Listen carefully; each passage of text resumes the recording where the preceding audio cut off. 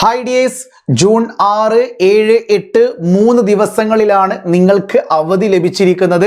കൃത്യമായി പറഞ്ഞാൽ June 6ഉം June 7ഉം സർക്കുലറോടുകൂടി നിങ്ങൾക്ക് അവധി ലഭിക്കപ്പെടുമ്പോൾ ജൂൺ 8-ാം തീയതി ഞായറാഴ്ചയും കൂടി അവധിയിലേക്ക് വരുമ്പോൾ 3 ദിവസം നിങ്ങൾക്ക് സ്വസ്ഥമായി വീട്ടിലിരിക്കാം.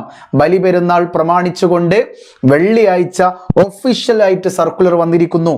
സംസ്ഥാനത്തെ സ്കൂളുകൾ, കോളേജുകൾ ഉൾപ്പെടെയുള്ള എല്ലാ വിദ്യാഭ്യാസ സ്ഥാപനങ്ങൾക്കും കൂടാതെ എല്ലാ പ്രൊഫഷണൽ വിദ്യാഭ്യാസ സ്ഥാപനങ്ങൾക്കും 2025 ജൂൺ 6-ന് അവധി പ്രഖ്യാപിച്ചുകൊണ്ട് ഉത്തരവാകുന്നു.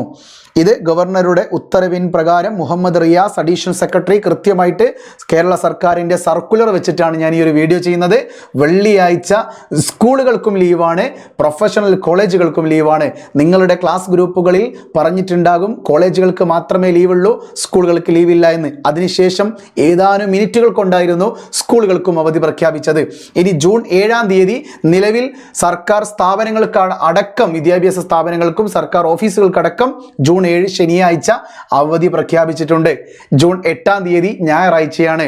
സോ ഇനി നമുക്ക് തിങ്കളാഴ്ച ജൂൺ 9-ാം തീയതി തിങ്കളാഴ്ചയാണ് നിങ്ങൾ ഇനി യൂണിഫോം ഇട്ടുകൊണ്ട് സ്കൂളിലേക്ക് പോകേണ്ടത്, കോളേജിലേക്ക് പോകേണ്ടത്.